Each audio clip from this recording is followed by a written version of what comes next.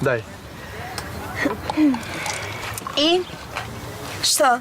Nitko mi ne želi čestitati što sam povezala Antuna i Igora. Pa sada svi imaju lijepo mjesto za život.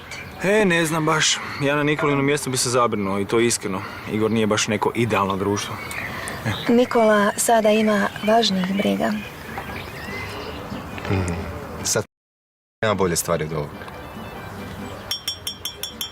Molim malo pažnje.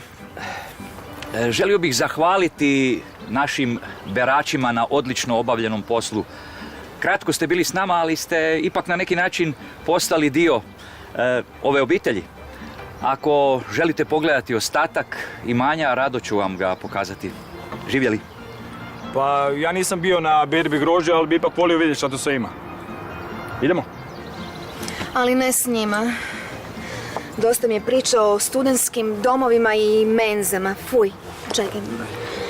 Ja ću ostati. Doći će Biserka, možda joj zatreba pomoć.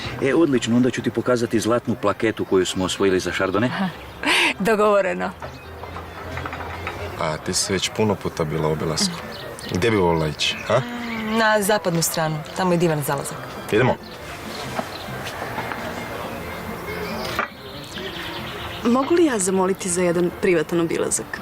Naravno, dođi, idemo negdje gdje ćemo biti sami.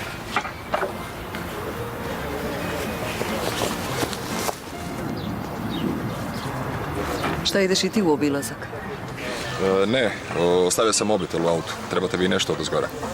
Pa daj mi, molim te, torbu donesi. Pitaj samo Stjepana za ključ. On sad sigurno pazi nakon što su Bornu pokrali. Što je Borna imao nekih problema? Ma da, provalili su mu u auto. Danas stvarno više ne možeš u ništa biti siguran. Da, istina. Baš si ljubazna što si ostala sa mnom.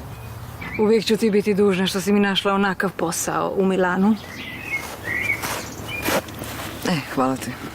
Moram samo obaviti jedan poziv, pa se vratim.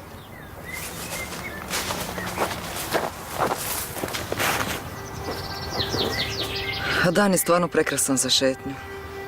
Kad bi mogla bar na minutu prošetati. Ne vidim što te spriječava u tome. Jel bih htjela otići do auta i uzeti kolica da me malo provozaš? Odi sama pod njih. Ili pošalji svog roba. Šta misliš da je lijepo šaliti se s tuđom bolesti? Ne šalim se, ozbiljno govorim. Zašto ne bi ustala i prošetala? Si ti pri sebi? Kako možeš biti tako bezobrazna? Di je Denis? Denis! Denis! Znam da si pokretna. Vidjela sam te. Ja sam ti pomogla, a ti meni zabijaš nož u leđa. Kako te nije sram? Misliš da ne znam zašto si se vratila? Zato da bi se kurvala s mojim mužem. Zato što sam ja nepokretna. Cijeli život sliniš za njim kao kakva jadnica, ali nećeš nikad biti s njim, jel ti jasno? Nikad nećeš biti s njim, on te neće!